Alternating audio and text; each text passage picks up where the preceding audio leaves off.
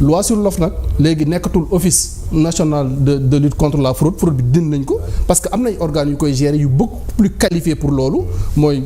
waa douane ak ñi nga xam ne nii moom mooy administration fiscale bi surtout mais ñu dindi fraude bi def office national de lutte contre la corruption mu spécialisé ci mbirum corruption mais également enrichissement illicite am na ci en tant que tel. dindi lépp loo xam ne nii prérogative bi ñu joxoon l'OFNAC en terme de yoo xam ne organe judiciaire lañ ko war a dégg ñu dindi ko parce que c'est une autorité administrative indépendante mais jox ko pouvoir ay prérogatives ci wàllum collecte ay information jox ko ci wàllum ay investigation yokk dooleem ci biirum investigation d'ailleurs même yenn secret bancaire ak affaire yooyu noonu yëpp ça ne leur est pas opposable dans le cadre de leurs enquêtes de leurs investigations mën nañ yow mi nga xam ni yow da nga leen indil ay xibaar jëmale ko ci sa patrimoine parce que buñ ko fàtte également. mais Faye est-ce que vous ne trompez pas ci ñun li ñuy xaar ñun on s'attend à ce que pas juste rek ci côté administration mais tey bu ñu ku def déclaration de patrimoine ba pare fa laa doon jëm par rapport ak loi bi parce que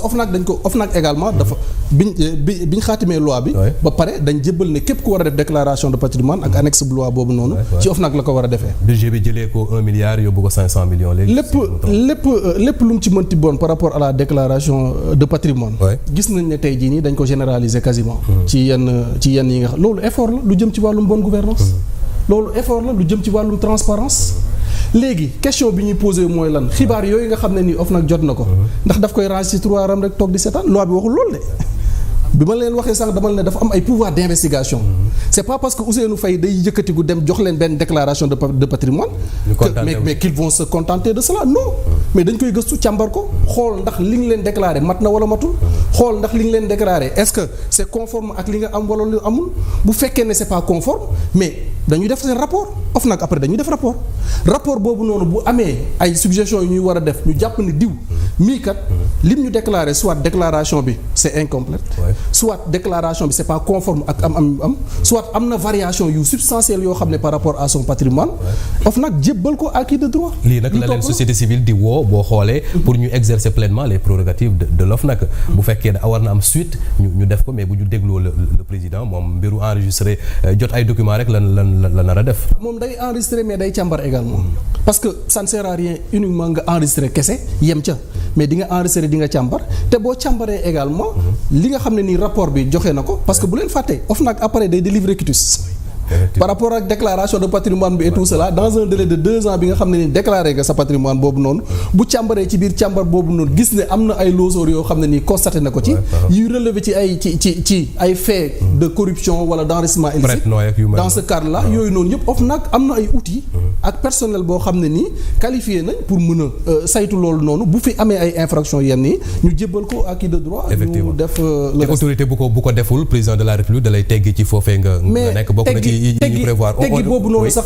boobu xëy na lu ultime la mais am na yeneen sanction yu njëkk yi parce que booy xool article 13 ba 16 ba jàpp 16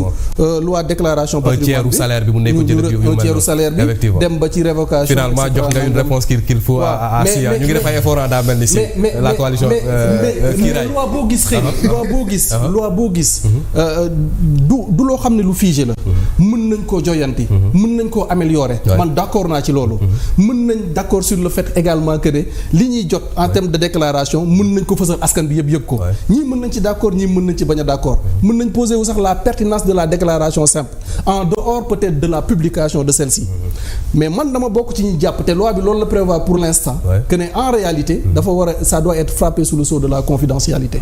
ba am na nag loo xam ne ni am na une certaine évolution bu ci topp bu fekkee ne nit ki ci boppam demandé na à ce que moom ñu publier ko bosam wala yenn autorité aussi sàkku en tout cas autorité publique boo xam ne il est appelé à gérer nos deniers publics moom vraiment daraam warta nekk sous le sceau de la confidentialité ku mel ne war lay mën a xam sa am fan la toll voilà ñu lay dënk suñuy milliards on se rappelle au temps de Abdou Diouf y avait un ministre boo xam ne Cour des comptes daf ne woon bu ñu ko joxati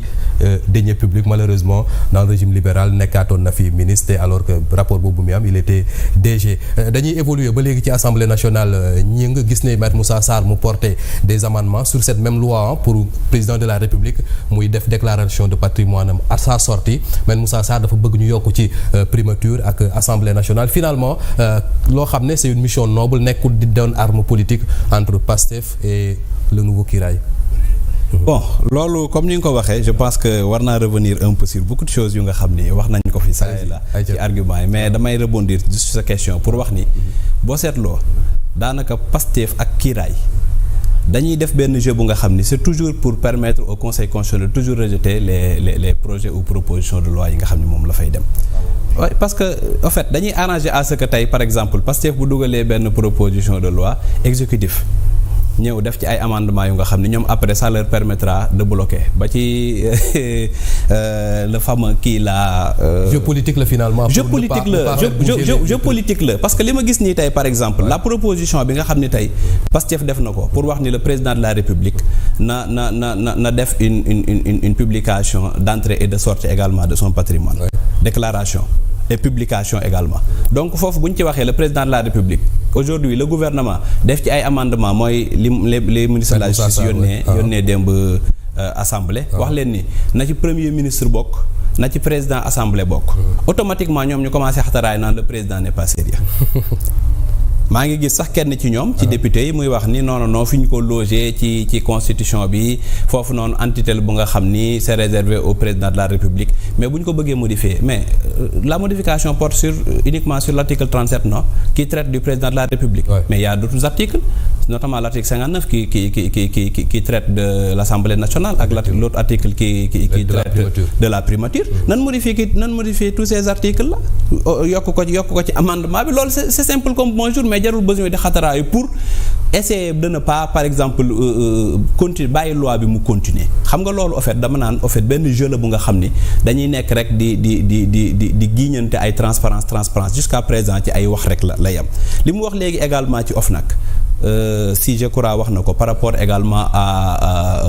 aux modalités de fonctionnement de l'OFNAC mu ngi wax li ci war a def bi muy wax léegi tout à l'heure j'ai l'impression que waa OFNAC ci boppam kon xanaa ñoom maîtriser woon loi bi nga xam ni moom moo leen tënk parce que aujourd'hui s'il parle par exemple des prérogatives yi nga xam ni tey OFNAC am na ko pour vérifier la conformité de la déclaration d'abord déjà boo yemee ci loolu rek quelqu'un danoo gis le OFNAC ñu wax ni am na ay autorités yu nga xam ni qui sont soumises à la déclaration te déclaré wul mu jox leen benn ultimatum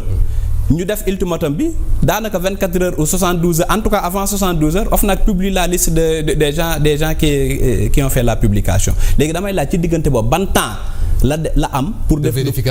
ces vérifications là. xam nga fonctionnaire ban yan ressources